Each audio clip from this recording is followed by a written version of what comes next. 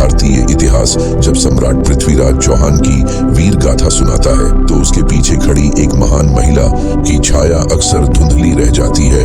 वह है राजमाता mother queen Karpoori देवी चौहान।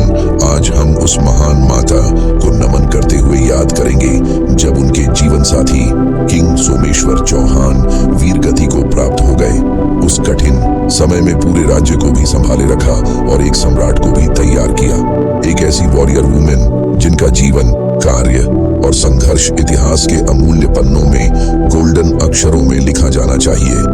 रानी कर्पूरी देवी का जन्म लगभग 1140 ईस्वी में तोमर वंश के सम्राट अनंगपाल तोमर के घर हुआ। दिल्ली नरेश अनंगपाल कई स्थापत्य निर्माण कार्यों एवं कूटनीति के लिए प्रसिद्ध थे।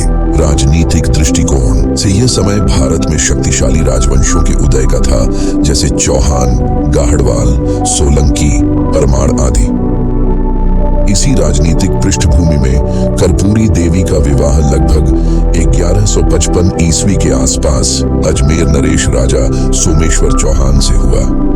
इस विवाह ने चौहान और तोमर वंश के बीच एक दृढ़ संबंध स्थापित किया। रानी कर्पूरी देवी के पति राजा सोमेश्वर चौहान जब युद्ध में वीरगति को प्राप्त हुए उस समय उनके पुत्र पृथ्वीराज चौहान मात्र 11 वर्ष के थे। राज्य पर खतरे के बादल मंडराने लगे।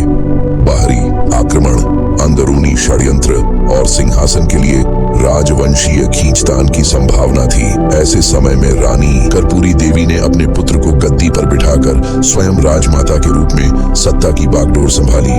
रानी कर्पूरी चौहान ने शासन करने की क्षमता का परिचय कराते हुए उन्होंने एक पावरफुल एडमिनिस्ट्रेशन बनाया, जिसमें युद्ध प्रशिक्षित सेनापति नागदेव राठौड़ सीमा सुरक्षा एवं घुड़सवार दलों के गठन में निपुण थे। टैक्स व्यवस्था, कानून और नगर प्रशासन में एक्सपर्ट विश्वास पात्र मंत्री भीमदेव थे। धार्मिक शिक्षाओं के प्रमुख संरक्षक राजगुरु रुद्राचार्य थे। अन्य राजवंशों से संधि और मैत्री वार्ताओं के विशेषज्ञ राजदूत वत्सराज और अनुभवी सलाहकार शामिल थे। इन सभी को एक सूत्र में बांधते हुए कर्पूरी देवी ने चौहान साम्राज्य को स्थिर और संगठित बनाए रखा। गुजरात के चालुक्य राजा भीम द्वितीय से युद्ध में हराने के बाद मुस्लिम आक्रांता मोहम्मद गोरी ने दिल्ली एवं अजमेर की ओर अपनी कुदृष्टि डालनी चाहिए। रानी कर्पूरी देवी ने इस परिस्थिति को समझते हुए सीमावर्ती किलों की सिक्योरिटी बढ़ाई और नई सैन्य टुकड़ियों की नियुक्ति की। राज्य में धनुर्धारी और अश्वारोही सैनिकों के लिए स्पेशल ट्रेनिंग कैंप आयोजित किए और दुर्गों की मरम्मत एवं सुदृढ़ीकरण भी कराया गया। अगर उस विकट परिस्थिति में रानी कर्पूरी देवी चौहान हिम्मत से खड़ी नहीं होती तो अजमेर जैसे सुंदर नगर को पश्चिम से आने वाले मुस्लिम लुटेरे बेरहमी से लूट चुके होते। लेकिन अजमेर की रक्षा एक योग्य महिला के हाथों में थी। राजमाता कर्पूरी देवी चौहान ने केवल युद्ध और एडमिनिस्ट्रेशन पर ही ध्यान नहीं दिया, बल्कि शिक्षा, साहित्य और संस्कृति को भी बराबर बढ़ावा दिया। पृथ्वीराज को वह सभी संस्कार दिए जो एक राजा में होने चाहिए। उन्होंने पृथ्वीराज के गुरु और मित्र चंद्रवरदाई को विशेष अधिकारों के साथ राजमहल में नियुक्त किया।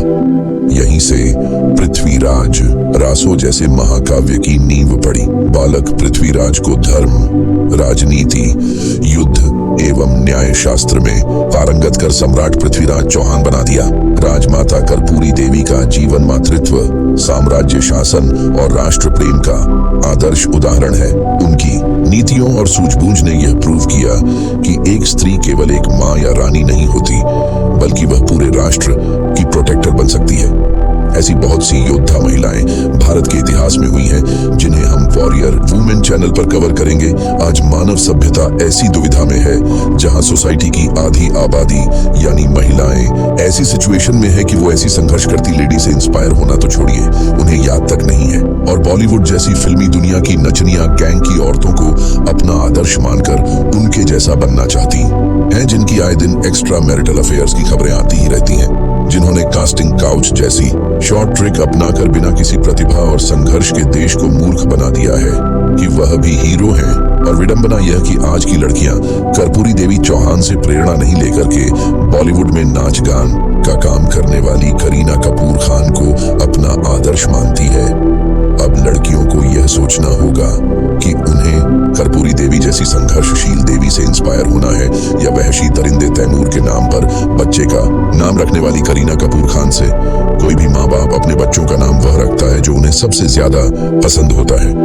तो अब आप सब महिलाओं से हाथ जोड़कर विनती है कि आप समझो कि वह किस मानसिकता को फॉलो करते हैं। वह उन वहशी दरिंदों को आदर्श मानते हैं जिन्होंने हजारों साल तक महिलाओं के साथ बलात्कार किया और उनको जबरदस्ती लूटकर सुदूर अरब देशों में ले जाकर बेचा। कर्पूरी देवी केवल एक रानी नहीं, एक राष्ट्रनायिका, नेशन हीरो थी। उस काल में उनकी विजन, लीडरशिप, क्वालिटी और शिक्षा संस्कार ने पृथ्वीराज को डिफिकल्ट परिस्थितियों में योग्य बनाया, जो आज भी इतिहास में गूंजते हैं। रानी कर्पूरी देवी चौहान का जीवन भारतीय इतिहास का एक मौन लेकिन विराट अध्याय है। तराइन के द्वितीय युद्ध में धोखा के बाद अजमेर का लगभग इतिहास नष्ट कर दिया गया था। इसीलिए नई पीढ़ी को इसकी जानकारी कम मिलेगी। वह स्त्री जिसने वीरता को जन्म दिया, पावर को सही दिशा में चैनलाइज एवं संस्कृति को स्वरूप दिया। ऐसे ही इंस्पिरेशनल स्टोरी को जानने के लिए वॉरियर वुमेन चैनल से जुड़े रहें और कमेंट करें कि देश दुनिया की कौन सी वीर नारी, वॉरियर विमेन आपको प्रेरित करती है।